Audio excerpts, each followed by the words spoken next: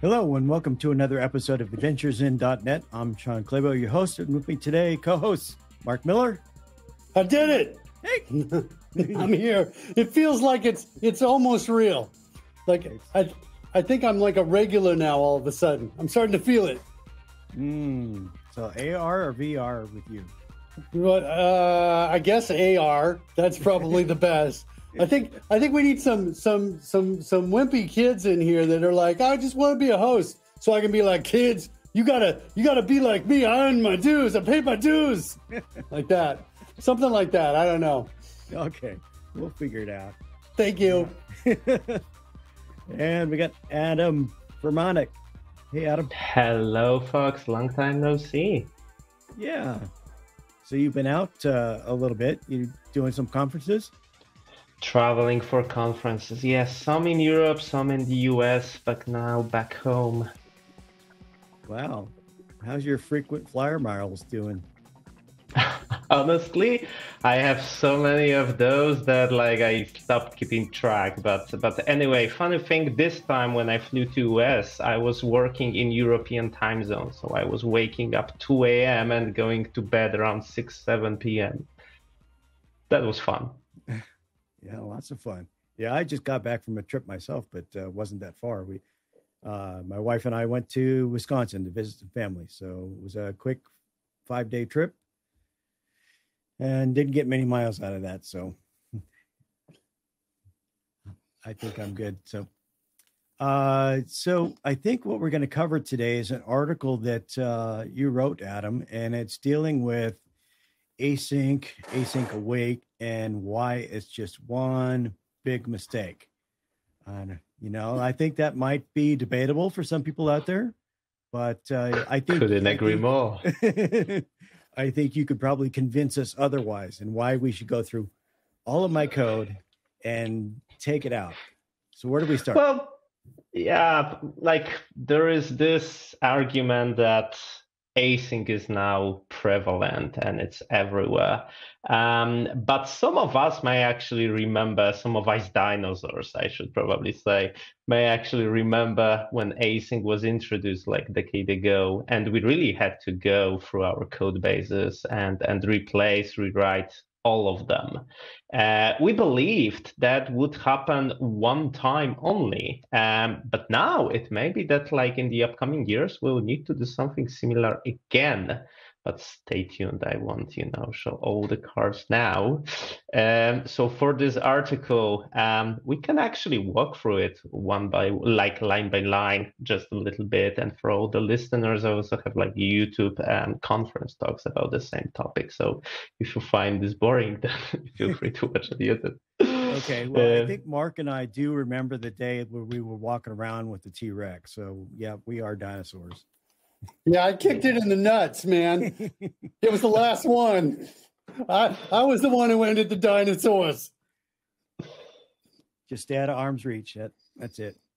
Okay, yeah, that's true. All right. So first thing you talk about, you say it's expensive. So what do you mean by expensive?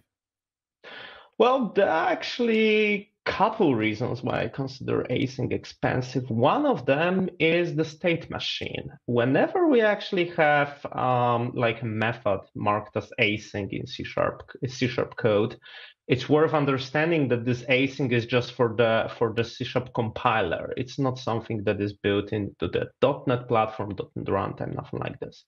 It's just the C# compiler that does some magic behind and transforms our method into a coroutine, which is a method that can be basically paused somewhere in the middle and then resumed later on. And this is implemented. The same is actually happening for the yield return keyword. Whenever we have yield return in a method, compiler replaces this method with some clever go-to code.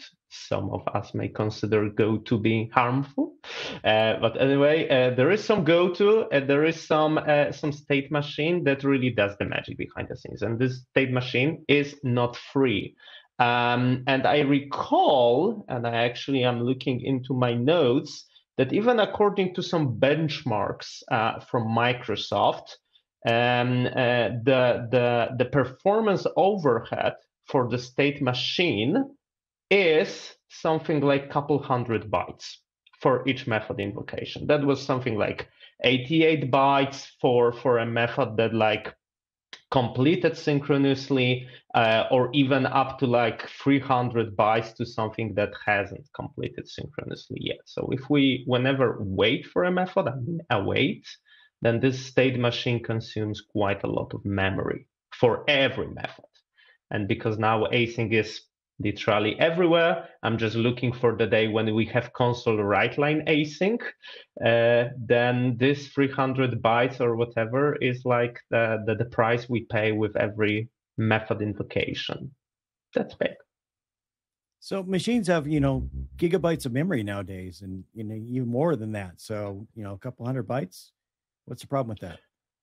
The problem, yeah, you are right. We have gigabytes of memory, and it seems like it's not a big deal. And it wouldn't be if that memory was allocated on a stack. The problem is when it's allocated on a heap, and then this memory needs to be garbage collected. We do not have optimization in .NET, the escape analysis in .NET that would allocate memory on the stack for like reference objects. This optimization was announced some time ago. To the best of my knowledge, it's not there yet in the production .NET. Maybe one day it will be there. But because it's not there, then whenever we allocate a task, and we do that for async methods quite a lot, then those objects land on a heap and need to be garbage collected later on. So it's not the cost basically of the memory per se, it's the cost of the garbage collection that you need to run behind the scenes, that you need to execute much more often, much more frequently nowadays. And there's one more thing which is funny actually, because when we really dig deeper into this whole async and whatnot, there is this concept of pass-through methods. Pass-through method is basically a method that basically awaits something and returns the result immediately. And the question is, should we await inside the method and then return, or should we just return the task without awaiting it? And the guideline, like nearly 10 years ago, was not to await, was to return the task directly. I even believe Stephen Cleary mentioned something like that on his blog. Now, kinda Microsoftish guidelines. I mean Microsoftish because they are not official, but it's like a repository about best practices in .NET by Stephen Taub, I think, mentions that the guideline now is to await and then return, meaning that we are recommended to allocate even more memory. And this is expensive. We can see that Microsoft is aware of that. That's why we have value tasks, right? Instead of just the tasks. And there is this fantastic blog of Joe Duffy, I think. Joe Duffy. He was blogging about Midori. Midori was like an operating system in Microsoft Research. That was whole Midori Win API counterpart was implemented with async, but it was implemented using value tasks instead of tasks. And Joe Duffy, I think in his blog, he mentioned at some point that if he could like turn back time and change how async was implemented, he would make it use value tasks instead of the heap allocated tasks, just because of this memory consumption. So is that in and of itself a reason to not, use async? Could be. I probably wouldn't say it is, just because most of us, we are implementing like line of business applications, right? Our apps are heavily CRUD based or whatever, that like we waste much more time and memory on parsing JSON here and there and passing it over and over. So probably just using async would not be that much of a deal. But if we Google or if we look for like high performance .NET courses or tutorials, one of the first things that people mention is do not use link. So instead of going with where, select, and other method like that, go with regular for loops. And second thing is do not use async, because async allocates that memory. So if we are in like heavy memory and performance optimized part of the code, this could be a reason for us to drop the async altogether. And does it make a difference if you're doing like a desktop application versus a web app? That's a very good question, actually. Probably yes, in terms of allocation, but conceptually there should be no difference. I mean, in web applications, back then we had the concept of, what was that? Sit&K, I think it was. Sit&K was proposed in early 2000, I think. That was the concept that we should implement our web applications, that each node, each machine in our fleet should be capable of accepting and maintaining 10,000 concurrent connections. That's where the name comes from. And that was back in the days when we were just, doing socket accept, then creating new thread to handle such a connection. So it was heavy resource, expensive to handle that many connections. Then we changed the idea of, how we should implement the multi-threading in web apps. Instead of having one dedicated thread for each connection, we switched to kind of reactive programming, asynchronous programming. Node.js was one of the first one to heavily propose this idea of having just one thread and still being able to deal with multiple connections at the same time. But the outcome of this whole discussion is that probably because you have so many connections in web world, then you allocate and release memory much more often. So that's something probably that doesn't happen that much in desktop world or in mobile applications, right? Over there, you probably do not have those very short running connections that you constantly open and close multiple times every second, right? So while conceptually answering your question, conceptually there should be no difference between desktop and web application, because we allocate so many short living objects in web app, that may be some, different performance characteristic that we should be aware of. Yeah, because one real good benefit of using async on a desktop app is not locking up the GUI. Back you used to have to use the background task to do anything that you still wanted the GUI to be responsive and things like that. And so using async really has made that a lot easier. So there's probably trade-offs depending on what you're doing. So everybody that's listening has to decide for themselves, what's more valuable to them, some of the ease of use of async, the benefits versus the costs that you're going through today. So yeah, 100%. Yeah.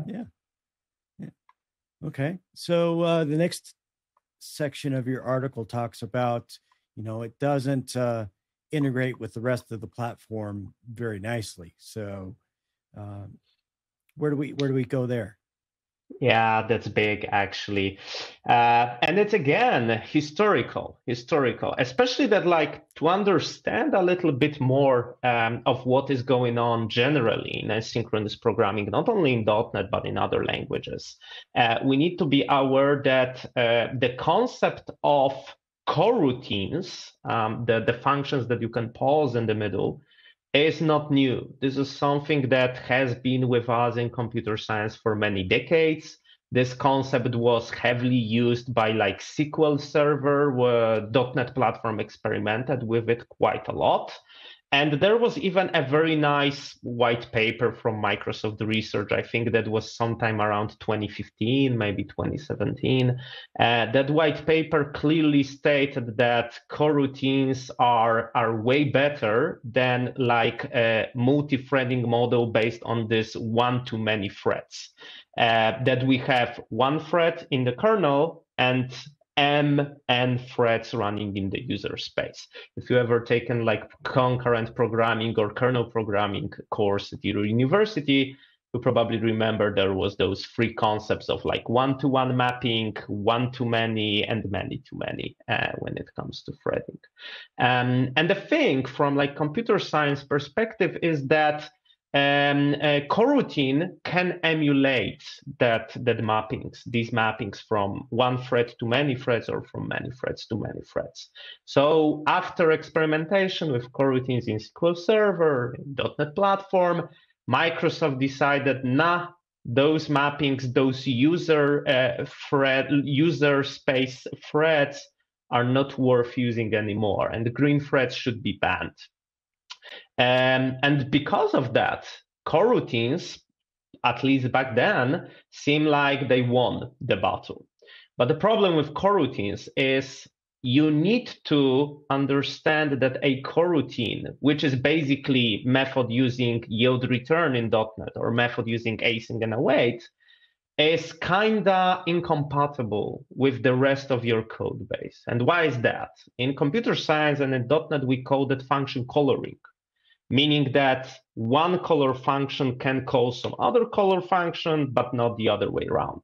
And in .NET, we can clearly see that you can't just call asynchronous method from synchronous code without doing really black magic to wait for the result, right? And .NET is telling you, or C# is telling you, you should not be doing black magic. You should be just propagating async all the way up. This is like the very first answer you hear. How do I wait for a synchronous method? You don't. You basically await the method and you rewrite your code base. And back then, 10 years ago, we had to rewrite our code bases heavily to have async literally everywhere. It's not a problem today, especially when you have a greenfield project, right? Because you start your code base from scratch, async is everywhere, no problem at all. But with some applications that, like a couple years back, or applications that interoperate with different languages, for instance, Visual Basic or C++, it's not an easy task to merge that code, which is synchronous and asynchronous. And async makes it way, way harder because it spreads like a cancer for your code base. You put it in one place, it needs to be everywhere. So the very first thing when we say it doesn't integrate with the rest of the platform is you need to have async all the way up. If you put async in one place, you need to propagate it. Otherwise, well, you hit deadlocks and other issues, but we'll cover that later on. I definitely have to agree with you there. That was one thing that really drove me crazy when I was starting to implement async in all my code, and that's being able to or needing to go all the way up the chain to get to the very top and then start it from there and then go all the way down. It also, dependency injection could be that way as well sometimes. So that does drive me crazy, but yeah. Yep. And it's just the beginning. Just like we say async all the way up, we probably should also say configure await false all the way down. And some people may actually ask, what is this? This configure await false. And you kind of touched upon the topic, Shawn. When we talk about desktop applications, and you said that the UI doesn't freeze when we use async await, right? That is because when we use async and await, well, as with all the concurrency primitives or concurrency mechanisms, we always need to answer the question, hey, can those things be executed in parallel by multiple threads or whatever? And in .NET, especially when we are talking about desktop applications, there is just one designated thread, which is the UI thread, which is allowed to touch your controls, buttons, windows, whatever else you have there. So what is implemented behind the scenes is the so-called synchronization context, which is actually even more important than the async and await keywords, but it's much less popular when people learn about this mechanism. But anyway, long story short, this synchronization context in desktop apps takes care of taking all your continuations and running them on one thread, on the UI thread. And you can change that behavior, meaning you can ignore the synchronization context. And this is what you do by calling the method configure await and providing parameter false, which indicates do not use the the synchronization context which is there. The problem with this approach, though, is .NET Platform or .NET team, C# team specifically, they had to make a choice 10 years ago. Should it be by default configure await true or configure await false? And because they didn't want to break .NET desktop applications, but the same applies to nowadays like Xamarin applications or Blazor applications running on the JavaScript thread. They decided configure await true should be the default to make this, rewriting code base just a little bit easier. But now, because like web apps are way more prevalent than desktop apps, we need to pay the price of putting this configure await false everywhere. And why do we even put it there? We put it there because most of the times we don't want the continuation to go through the synchronization context, but we prefer it to go through basically the thread pool. So if we are writing like a library code or code that should be transparent to where it's running, whether it's desktop, Blazor, web applications, Xamarin, or Raspberry Pi, we should put configure await false. And here comes the second rule of thumb.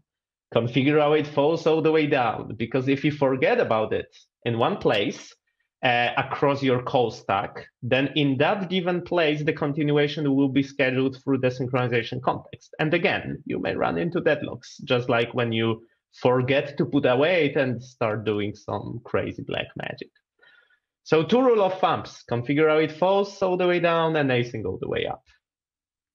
Yeah, I've seen configure await so much over the years and things like that, and never really had a good understanding of, okay, when do I make it true? When do I make it false? And then is there a way for me to do this globally, or do I have to do it on every single statement that I'm doing this? And I think you have to do it in every single statement, right? Yeah. Like this is a question like I'm getting quite often. First thing, there is, to the best of my knowledge, there is no like switch in compiler or whatever else that would reconfigure this for you. So you need to do it manually, and you really need to put it everywhere. You can't even wrap it in like an extension method or whatever method, because that method would be basically a different method. So that's not the point. You need to put configure await false in that place instead of in other method. There are extensions to Foddy. Foddy is this very nice tool in .NET that can post-process your intermediate language assembly and modify it, introduce constructors, aspect-oriented programming, and other stuff. And so there are extensions to Foddy that can add configure await false everywhere. But I haven't seen any like single solution that would really catch on and be used prevalent. I mean, be common across C# programmers. And answering your question, when should I put configure await false and when can I ignore it? Most of the times you can put configure await false, and that should be okay, unless you really need it. And this is in like let's say single-threaded apps like desktop or Xamarin or Blazor. You should definitely put it in library code. If you have like libraries that are supposed to be consumed in various applications and should not necessarily change your concurrency or whatever, configure await false is a must. And this is, I even believe this is like a Microsoft recommendation as well. And if you are just writing the regular web application and you're writing code in, let's say, controller layer or, web services layer, you probably can omit configure await false over there. That's because you don't have the synchronization context most of the time. So if you don't put configure await false, nothing changes. It would work exactly the same. But better safe than sorry. So personally, I put it everywhere. Okay, yeah, I don't think I've ever actually put it in my web apps and controllers and things like that. So, yeah. But if you're saying don't use async, then you don't have to worry about this problem because you won't need to configure await. Even better. Anything to add, Mark? Adam, I'm like, kind of clueless on configure await false, the meaning of it. I kind of understand a little bit, but I feel like I'm missing maybe a lot of foundational information on this. And I think what I want to ask is, what's the stupidest way you could explain this to me so I could retain it and kind of work with it, right? As a guy who maybe doesn't know everything that's happening under the scenes. Okay, let me tell you a story then. As you may have noticed, I'm really a storyteller. So, but just to give you understanding a little bit, you may remember that we had in our computer science this idea, hey, let's distribute our objects, right? We had Corba, we had RPC and other stuff. And whenever we call a method on an object, we always should ask a question, if this is like we have multi-threaded scenario, can this method be executed in parallel by multiple threads? Or maybe it should not be. And most of the frameworks really take care of that. Even COM in Windows was basically about that, single-threaded apartment and multi-threaded apartment. If you ever seen STA in your desktop application, this attribute, that was exactly that, telling that, hey, this part of the code should be running single-threaded apartment, meaning if two threads try to call methods on given object, those methods should be called in like one after another on a single thread serially. That's it. Now comes async, and async is basically solving the same problem. You have a continuation after you await something that needs to be executed, and you can think of it as of another method. Now the question is, if I have two continuations, can they run in parallel or not? And what decides whether they can run in parallel or they should not? And the thing that decides is a little bit of machinery that is called synchronization context. And this synchronization context makes sure in desktop applications that all your continuations are running like serially on a single thread, one after another. That's it when it comes to like the machinery. Now, what does it mean for configure await false? When you have a continuation, just like you had with TPL world, you have task run, and then you had dot continue with. That was your continuation. When you have this continuation, something needs to take that continuation and basically run it, schedule it on some thread. And this something can be synchronization context when you have configure await true, most of the times. That can be differences, but this is good intuition.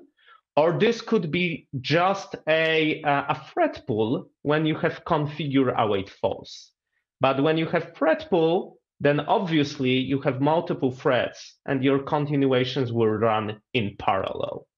That's the difference. In web applications, it doesn't matter, because in web applications like in ASP.NET Core, we do not have the synchronization context at all. So configure await false versus configure await true doesn't matter. It's effectively the same.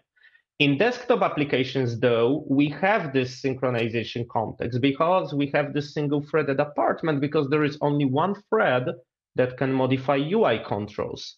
So you need to make sure that if you run on a GUI thread and you do await, I don't know, download me a file from the internet, and then after downloading, you would like to change the button color to green, I'm done downloading, then this change of the color needs to go on the UI thread. So after await, your continuation must go on the UI thread, must go through the synchronization context. So you should use the synchronization context, meaning you should use configure await true, which is the default. So if you omit it, you have the configure await true by default.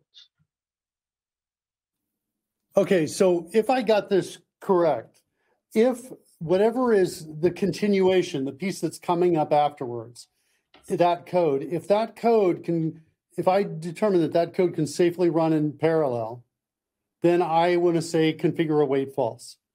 And if I'm concerned at all about it, then I don't add that configure await call to it. And then it'll go on the synchronization context. Do I kind of have that right? That's kind of good intuition, yes. That's amazing. Synchronization context has access to the GUI thread. Yes. In desktop Okay. applications, yes. Adam, I got a second question for you. I heard you say that you can't do an extension method, but I'm not sure. So the configure await call, is that on a task? Is the object you're calling, what is it on? That's a very good question. I never remember the name, but it's something really weird, which is a structure. So you can't pass it to some other method. That's why you can't have the extension method. But it's not a task. We can Google that actually on what type it is. Sorry, I'm wrong. It is on the task, but it returns something that is not a task. It returns configured task awaitable. And the thing is, if you return that from some method that would be your extension method, then this thingy would be wrapped into task again. Son of a... Okay. Because I was thinking you could create a real simple, just so you can type fewer characters, right? But you cannot do that. Yeah. To the best of my knowledge, you can't do that. I have never seen a good solution for that. Maybe I'm wrong. I would love to be wrong here, to be honest. I'm going to add a CodeRush template for it. So I just type in CAF and then hit spacebar, and it does everything for me. That's where I'm headed. Adam, you're brilliant. That was awesome. I'm now a genius, everybody. Come ask me questions on this next. So what does CodeRush recommend for async? CodeRush doesn't have any recommendations on it that I'm aware of. I don't think we have anything on there. But I will say I've totally experienced the, async all the way up, right? But I didn't mind that, actually. I was like, well, in part, now CodeRush does have, I say CodeRush has these. I'm not sure if we're shipping these or these are my own, but I've got like one-letter keywords, short templates, rather, that allow me to introduce async just by hitting the letter Y and a spacebar at the right place in the code. So if I do Y and spacebar, it'll put in the word async for me. And if I do a W spacebar at a place where an await makes sense, it'll write the word await for me. So when I did the async all the way up, it wasn't hard to do. It was just a few keystrokes, and I actually liked seeing the impact. It felt like almost a learning experience for me, trying to get a sense of what that impact was and that cross section through the code, right? That I was changing. I wish we had these tools back in the days. Next, you talk about in your article something that a lot of people have probably ran into, and that's when they have a method that needs to return nothing. And so most people will make it an async task, just generic task, no return type, things like that. But some people struggle with, could I just use void? So Good question. Generally, never use void if you can. The problem is sometimes you just can't. It is a problem with some other languages. It is a problem with some frameworks. It is a problem with paradigms we have. If we had like button handlers in desktop apps, we basically had void methods, right? We could put async void on that. And what's the problem with async void anyway? The problem with async void is that, we return nothing. So if someone calls such a method, then they can't await the result of that method. It's like a fire and forget, meaning that continuations, you can't wait for continuations, you can't wait for exceptions, you can't make sure the method actually executed or it's done executing or whether it's running behind the scenes or whatever else. This can still kick us a little in C# when we are talking about event handlers, because event handlers in C# or generally any delegates, when you add a lambda to a delegate and this lambda returns a value, what you get by default is you get the value of the last handler that was added to the delegate. So if you added multiple of them, then you can't await them, all of them. You would be able to await just one of them. But this can be even worse in other languages. For instance, VB.NET, as far as I recall, delegates in VB.NET can't return any value. So effectively, you have void because of that. So if you have void, you can't await. But this is not only about like void methods. This is also about the methods that are like implicitly void because of how they are implemented. One of them is the constructor. And you can't return anything from your constructor, obviously, apart from the type, the instance of the type you are constructing at this point, right? So effectively, you can't make constructor being async. And because some of us implement, especially in DDD world, there is this quite popular pattern, I'd say, that whenever you have an object, this object must always be created in a proper state. And proper state meaning that this object, and some people implement it like this, for instance, goes to the database and checks whether there are no duplicates, for instance. One of the common examples is I create a user, I provide email, and I want to make sure that the email is unique.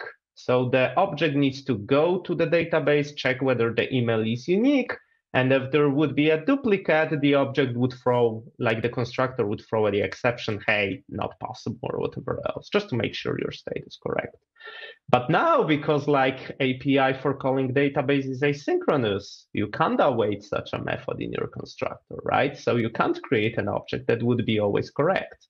And there are other issues, like other examples of that. And this case is like for not only for C#. You have the same problems in other languages that basically copycatted the implementation, JavaScript and Python and whatnot. And there are patterns to avoid that. But this is just yet another example where those things do not integrate well with whole platform, with platform as a whole. It may integrate well with our code base as such, but in different language running on the same platform or different patterns when we start using them, we may run into issues because of async just requires you to re-implement and put the weight everywhere all the way up. So one thing I've ran into a lot of times when I'm doing async in my like little test console apps or using LinkPad or things like that is being able to get a good grasp on any exceptions that are thrown, because the exceptions are going to be thrown in another thread. So it messes with the stack, right? And you really can't, it's hard to get the full details of any exceptions that happen inside an awaited task, right? That is true. That is true. Actually, when we talk about exceptions, first, it's way better now than it used to be a couple years back. Visual Studio and generally .NET platform is now much better in like extracting the call stack at the time of the exception and propagating it. So now you do see how the async was propagated, how it propagated through your code base. And the tools kind of are aware of async and await now. But still, async can change the exceptions for you, because if you, for instance, call a method that is void, async void, you can't await for it, so you can't get the exception when it's thrown. But the same happens when you call a method that returns task and you do not await it for whatever reason. Then this exception is propagated behind the scenes in the so-called out-of-band manner. And like depending on the runtime you're on and depending on the year of the century we have, it may either kill your application or just go unnoticed. Microsoft actually changed this implementation a couple of times. I think sometime in like .NET Framework 4, 4.5, around that time, those exceptions were killing the process. Now I think they do not kill the process anymore. We'll see how it goes later on in the upcoming years. But because there are multiple .NET implementations, it's not only like .NET Core from Microsoft, right? It may be, and it's allowed by the standard, that those exceptions may take your process down. So generally, you should always await those things. Problem is when you can't, for whatever reason. So the next things you cover in your article are kind of some odd things that I never really thought about. So you're talking about here, it's talking about it can change a thread. Yeah, it can change a thread, and this is a problem generally about locks, about thread statics, and other stuff. And it's much more for like libraries than our business code. Most of the dependency injection containers used to be implemented in a way that all the instances you register were basically held, for instance, in the thread static field. And the thread static field, as the name suggests, holds a value for each thread separately. The problem with async, though, is if you have continuation, so you await something and there is continuation, the code that runs after, and especially when you have configured false, which we already mentioned should be the default, then the continuation may go to any different thread from the thread pool. You have no guarantees on which thread the continuation will execute. So if you rely on the thread affinity for whatever reason, because you're using thread static, or because you just took a mutex or a semaphore and you would like to release it afterwards or whatever else, then it won't work because you can change thread. So the typical pattern that we can see that breaks is like thread static, and we have async local type that was introduced, I think, in .NET 4.5 or .NET Core some version, which is basically thread static used for asynchronous programming. So if you ever need a thread static in async code, then async local is the type you should be using. But for instance, other thingy, if you would like to use the lock keyword in C# or use mutex from WinAPI, then you can't await in such a code block. So the question is, okay, how do I take locks in asynchronous programming, right? And there are some implementations like async lock and other stuff. Stephen Cleary even wrote an implementation at some point, I think, in his library, AsyncX. But generally, those implementations or those primitives are heavily rely on some assumptions what you do with them. Meaning that because if you run multiple async methods in parallel and then you do task when all, or when you do recursive calls or whatever, then those primitives for synchronization may just not work. Same for semaphores, same for primitives provided by Microsoft. So generally, if you or when you enter the async world, because you can switch threads anytime, some mechanisms that your code may have relied on, or some other libraries you are using could be relying on, may just stop working because of that difference. And if you do interop with C++ or whatever else, be super careful with async because of that. It may break your code. So in my personal code, where I tend to use locks is mostly in my caching layer. So a caching layer, caching class, or anything like that, should that avoid using async? If, for instance, your pattern is, I take a lock, then I check, hey, is this key in the cache?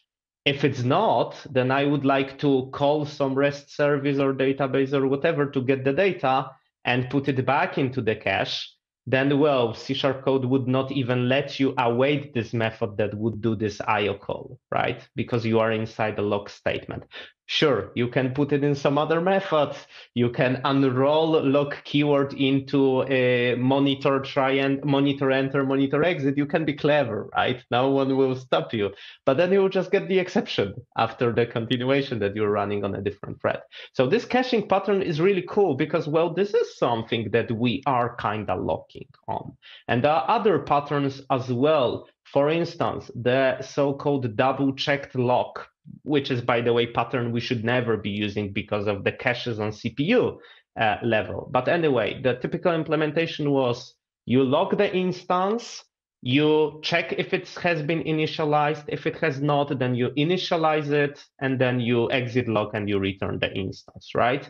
So now if this initialization is, again, something that needs to be awaited for whatever reason, you can't do that inside such a lock. So some of your patterns may break or may work completely unexpectedly just because you change thread for your continuation. Interesting. And it's also worth noting here that you never know whether you will change thread or not. Because if your method, async method, executes synchronously, then there is no waiting in between, even though you put await. There is no waiting and you just run on the same thread. If you put configure await false, then hey, your continuation may move to some other thread, but may stay on the same thread, the very same way. If you do configure await true, then we actually enter another problem of async and await, which is you capture a synchronization context, which is a global variable on your thread. And this global variable, as it happens with global variables, can be replaced, can be changed by anything. So you don't know what synchronization context you run on. One fancy example here you can see is, obviously, we never do that, and we never have. But if you ever wanted to implement like a unit test that was creating some WinForms components for whatever reason, obviously that's a heresy, right? But if you ever had this case, then your unit test is most likely running on some NUnit, XUnit, whatever else that doesn't use the WinForms synchronization context. So if you create something like new button or new form, then this constructor of the WinForms control will go and see, hey, do I have a WinForms synchronization context? If I do not, well, I replace it. I step in and change the global variable because why? Why wouldn't I, right? And then this global state is changed and you run a deadlock in your unit tests. So that's yet another case that we should avoid just using WinForms in unit tests. But anyway, anything can step in and change your synchronization context. So you have no idea how it's implemented, whether it uses one thread, multiple threads, whether it's deterministic or not. Story may go on and on. Okay, so the next section of your article talks about hidden state. Why would I care that it has a hidden state? Very good question. A very good question. I mean, most of us programmers at some point learned about like a pattern that is called service locator, right? Or singleton. And those patterns, well, they are cool, right? They do the job. They are easy to implement. Why would we not be using them? And once we, progress with our experience and whatnot, we realize singleton is not necessarily the best idea because, you can't control who accesses the singleton, right? So we implement singletons differently with dependency injection. Same goes for service locator. Service locator is basically a global state that you can touch from anywhere in your code base, and it can return you have no idea what, right? Anyone can register into service locator. Typically, anyone can get something from it. So we learned that, hey, maybe that's not the best idea. Maybe instead of using service locator, maybe just inject things into our classes, methods via constructors and whatnot, so we can control the scope. And the same is for the hidden state. The same goes for the synchronization context in .NET, in C#. If it's a global variable that anyone can go step in and replace, it's just not necessarily the best approach we have.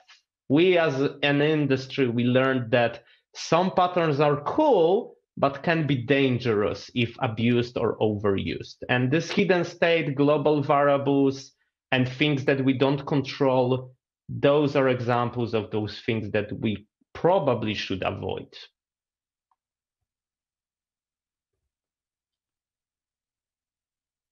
Okay. I have a question, Adam, on that. Is it, I guess it seems to be that if you have control over all of the code, that's not really a concern. It's only a concern if you don't have control over the whole code. For example, in an architecture that supports plugins or something like that. Is that assumption correct, or is that not correct? Do you think that even if you have control of all the code, you're still opening yourself up into a kind of a dangerous way of working? That's a fantastic question, and the answer is twofold. First is about best practices, right? So from the best practices point of view, we should not have this global state most of the time. So it doesn't matter whether we control all the code or not. But we know that best practices should be used carefully, and sometimes it's worth breaking them or not following them for whatever reason. And then if we disregard this case of best practices, then what you're saying is actually like you nailed it. When you control your code base, then probably most of the things we are talking here are not that dangerous because, well, you know your threading model. So you don't really, you know your synchronization context. You know whether you have handlers that return value or not, void methods or whatever else. You can step in, rewrite it the good way. In such a case, that's not a problem, as you were saying. The problem begins when you do not control your code. Plugin architecture is one of the examples. Web application, when you dynamically load code, is another example. Things when you interoperate with different technologies. Blazor, for instance, because you interoperate with JavaScript a lot. That might be a problem. So the more you expose your code base to things out of your control, as you were saying, the more careful you should be. But if you do control the code, yeah, you probably are pretty safe when you have everything under your control. Okay, the last section of your article talks about async doesn't follow best practices. So take us through that. Yeah. So generally, let's quickly skim over some of them. First thing, whenever you do any concurrency, any parallelism, the first rule of thumb is never wait without a timeout. You may be surprised how many times your code will deadlock or will wait endlessly just because mutex should be released after like a millisecond, but is stuck for hours or even days. You should always have even some crazy timeout, like 60 minutes, just to learn one day that, hey, you just hit this timeout for whatever reason. And the problem is, how do I await a method with a timeout? And for many years, there was no one extension method doing that. The typical recommendation, typical approach was you had to do task when any, call your method, and for the second parameter, put something like task delay 1 hour or whatever. And then after this task when any, you check which task completed first, whether it was a timeout or not, okay? So this is a problem because waiting with a timeout is something we really should be doing. You should never wait without a timeout. And there was no easy support for that in the code. The other problem about not following best practices was generally do not repeat yourself, right? And just like with configure await false, why do I need to repeat myself over and over again? But this goes much broader. For instance, when I have a method that is both synchronous and asynchronous for whatever reason, but many libraries provided, or at least used to provide methods like that. So both counterpart, which was async task, and synchronous, which was just returning the value. Then I effectively need to implement those two methods twice. Like I can't reuse the code because, as already mentioned, I can't call async method from synchronous one because that's dangerous. I could call synchronous method from asynchronous one, but that would completely miss the point. So I effectively have to implement that method twice. I even provide a very, very interesting example of basically read all text method that was in the .NET platform. And like the synchronous part was literally 6 lines of code. And if we exclude debug assert, then it's like 2 lines of code. But the asynchronous method had something like, 30 lines of code, much more complex, not to mention that it's doing exactly the same. Another thing is that our methods, they should not care whether they run in asynchronous scenario or synchronous one, because why would we? When we implement our code and we implement like a piece of logic, would we like this method to be whether it's running, I don't know, on this machine or on some other? Should it be that it's running on Windows or Linux? Should it be that it's running like a regular user or administrator or whatever else? Those are things we typically hide, right? Because they should not affect what we do.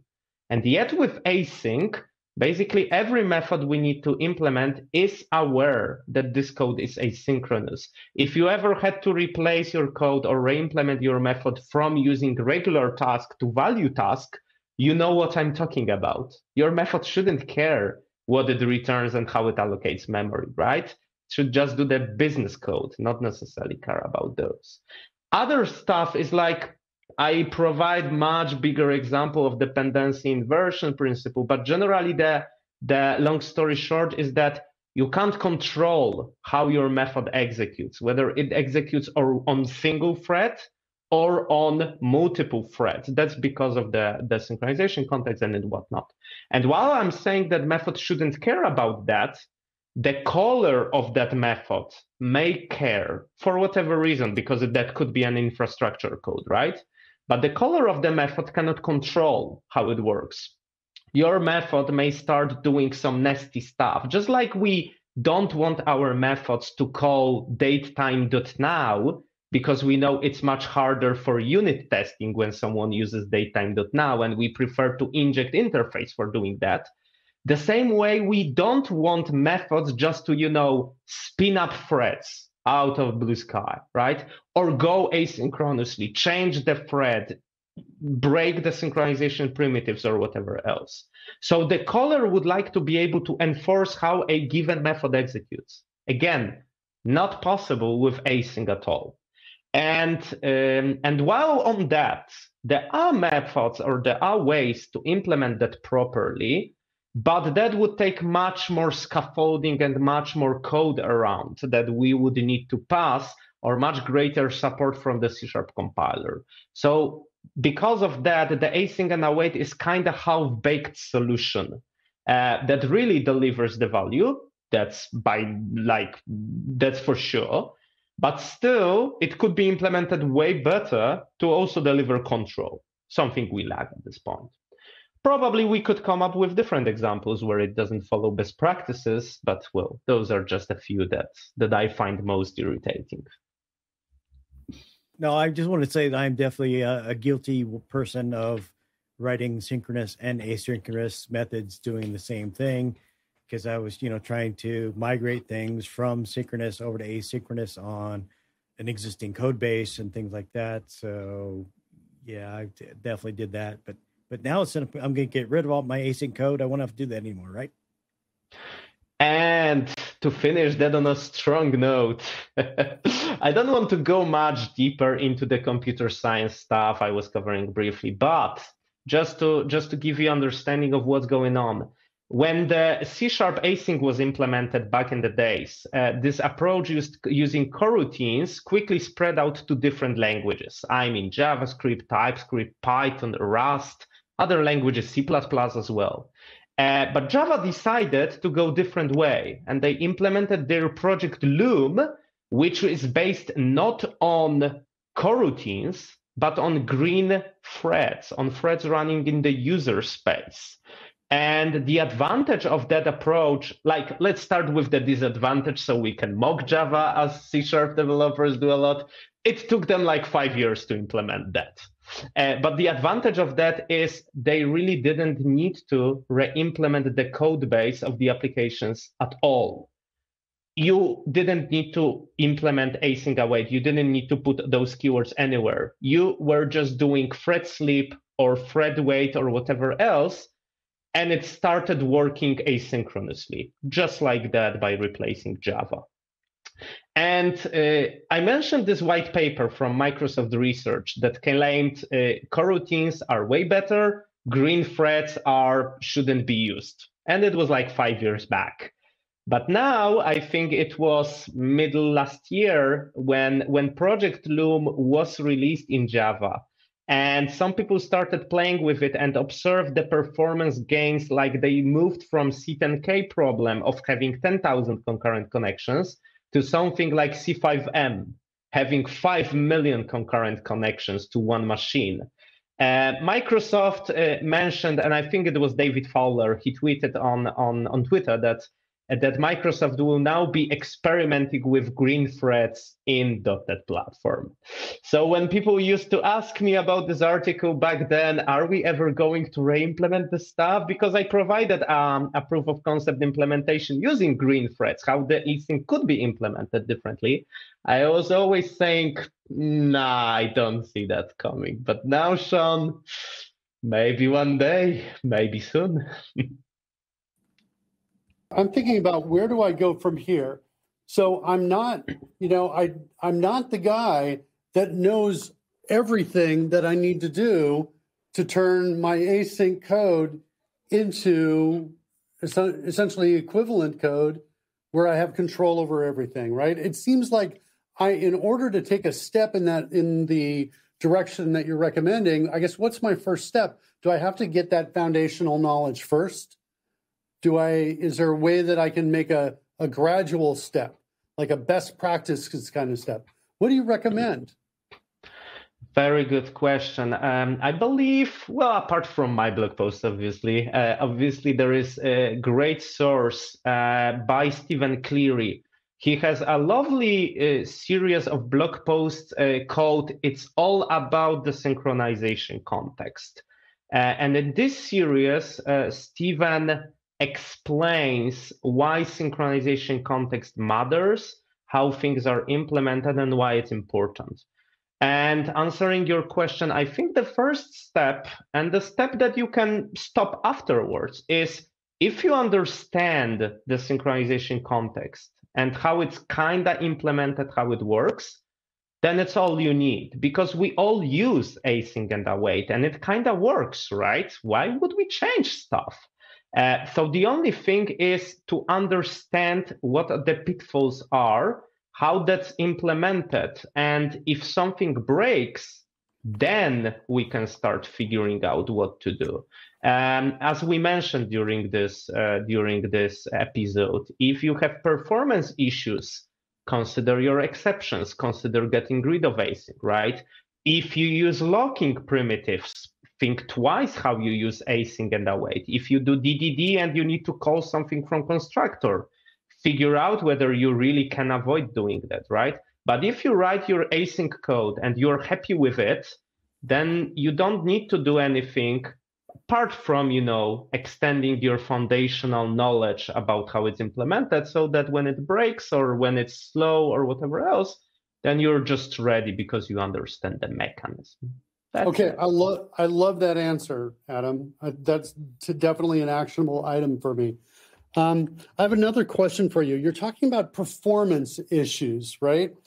And it seems to me that it might be a situation where you cannot actually detect that async and await is the core of the problem until you actually try doing it the other way and comparing.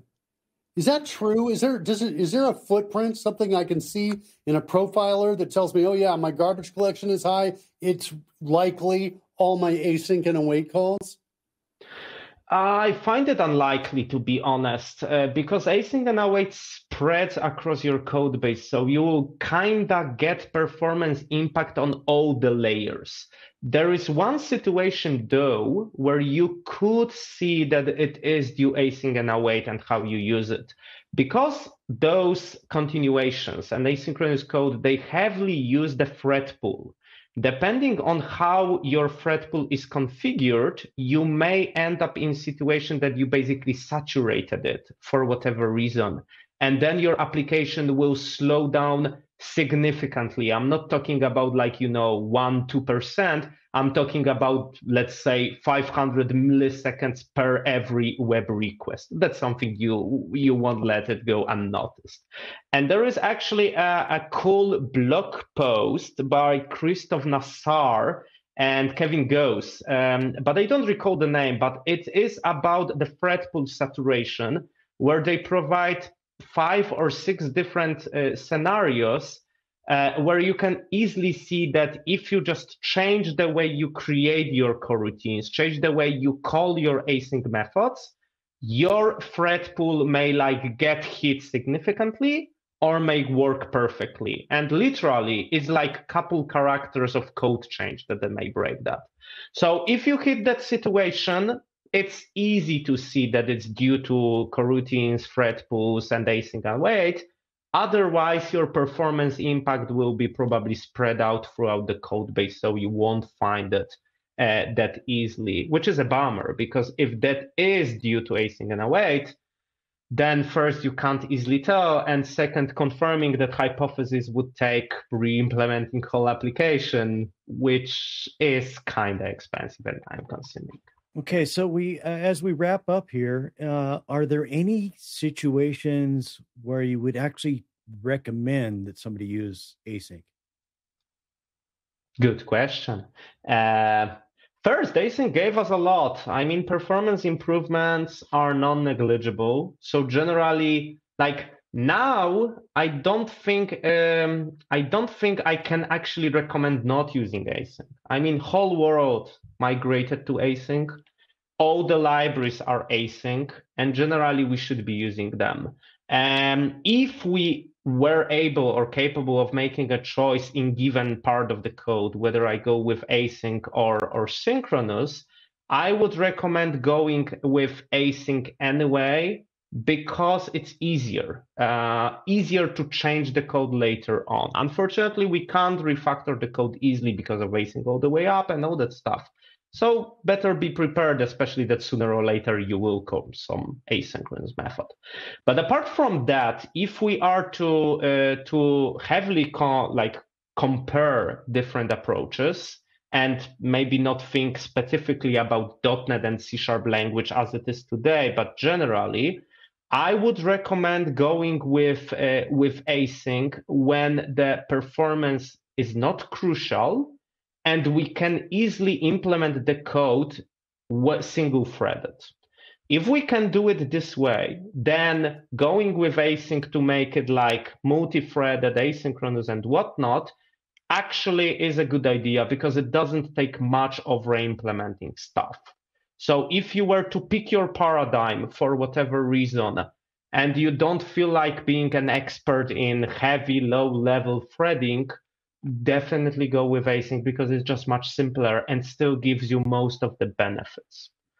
It's just when you hit those edge cases about interop, about dealing with some legacy code, or about dealing with different .NET languages, that's the moment when you might consider not going with async just because of interoperability. Apart from that, line of business applications, async probably should still be good. Okay, so use async, but don't use async. Yeah, got it. Simple as that. So all my entity framework method calls are still good, that I leave them async? As long as you don't put them in your constructor and keep it under the lock, they are still good. Okay, that's good. Anything else? It's worth actually, understanding. Obviously, it's always a matter of choice, right? But depending what application you implement, if you're talking about libraries, it's a little different than line of business applications. What's your assumption? If you're a LOB guy, just go with async. That's the easiest stuff. If you're a library guy, then start considering various approaches. Got it. Okay. All right, so let's move on to picks for this week. Mark, what's your pick? My pick is generative fill in the Photoshop beta. This is an incredible feature. And I will say that it's not without some weird quirks, but I was using it just before we started the show today. I started with a close-up of a cactus, and I wanted to get a wider shot of it. So I stretched the canvas out.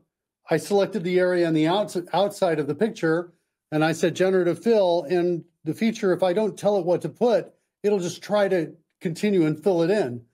And it built the leaves of the cactus outside of the frame. It built the ground around outside where the cactus was there. Did it all in about, I want to say, 20 seconds. 25 seconds. I was so amazed. You can also give it text prompts. Type it in what you want to be in that space. I did, like I said, I had a few weird moments. One of the weird moments was one of the tips of one of the cacti that it built, was the cacti leaves or the edges of it was kind of brown and didn't look as fresh as the others, right? As full of life. And so I said, fix these, make them have the same red tips as the rest. And it put on some cap from a handle or something on the end of the flower. And it gave me 3 alternatives that were all like that. And I went back and scanned my text prompt to see what did it misunderstand, and I couldn't find anything. So it didn't always come up with amazing stuff, but often it really did. And I really, really liked it. Yeah, I'd agree with that. I've seen some of the videos on that, and you guys probably don't know. I used to have a side business doing real estate retouching, and often people are saying, add this to this, or replace this, or quite often the grass was like terrible, and I have to replace the grass, or replace the sky with blue sky and things like that. And so having this kind of a tool for that kind of use would have been awesome. It allows you. It allows. In the old days, it would be like, do this thing. Here's what I want you to change. We're both imagining it. Then you would go off, make the change, and bring it back. Sometime later. Now you can do it together, sitting there. Do some what if scenarios. It's incredibly productive. Yeah, I really, really was impressed. I was impressed with the implementation of the feature. It's incredible. I will also say that I've seen the videos, and there was something about doing it firsthand that made it way more impressive and way more exciting, way more thrilling. Really, really impressive feature. Yeah, my claim to fame is that I've done real estate retouching of properties for Kelly Ripa and Queen Latifah and Rafael De Niro, that kind of people. I didn't work with them directly. I was working with the photographer that did the pictures, but dude, you can set me up. You can set me up. I can meet these famous people. I've only got a couple of degrees of separation, but we can do it together. Yeah. Next show will be about all my exploits, finding all these people, pointing out the things that you added to the shot. Oh yeah, it's amazing. I've seen some pictures just show up on the internet that it's like, hey, I did that. It's like, because a lot of the places that I did were in New York City. So cool. That's cool. So my pick this week is another Netflix show. It's Fubar, and it's got Arnold Schwarzenegger in it. And it's not the greatest thing ever, but it was entertaining. It's got a kind of a reused storyline. It's a CIA agent that's kind of going on one last job and ends up finding out that his daughter was also a CIA agent, and he didn't know about it. And she didn't know about that he was that. And she just thought he was just this bum dad that was always traveling and showing up late for things, whatever. But that's what my kids think about me, that last part. Yeah. So, they call it an action comedy. So it's good. It's entertaining. It's a small series. They would probably do another one. I think was successful enough. So if you're looking for something, you don't have anything else to watch, check out Fubar on Netflix. All right, Adam, what's your pick? So my pick for this week is called Scent Browser, and this is yet another fork of Chromium. But this one is really cool because I'm a huge fan of this Firefox extension called multi-account containers. It's amazing when you really need to separate your accounts for whatever different projects you have or whatnot. So this is a really cool killer feature. I always miss it in Chrome. But some things do not work in Firefox. One of them being, for instance, Slack huddles. They just don't work in Firefox, at least not on my machine. And Scent Browser is a fork of Chromium that it has this feature, they call it multi-login tab.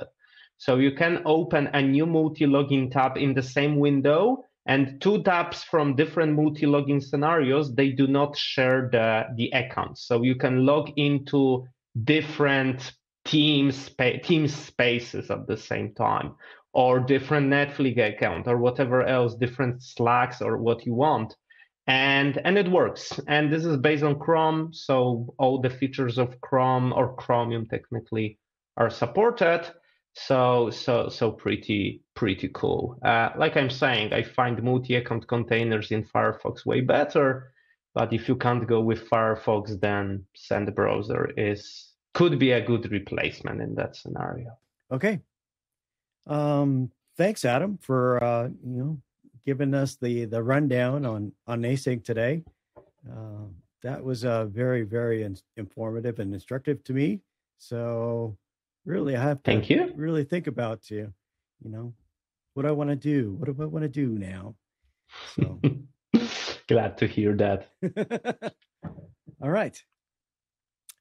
As we wrap up, I'd like to let our listeners know if they want to reach out to the show, they can get in touch with me on Twitter. I am at .NET Superhero.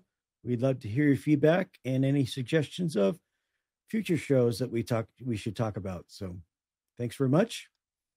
And we'll catch everybody on the next episode of Adventures in .NET.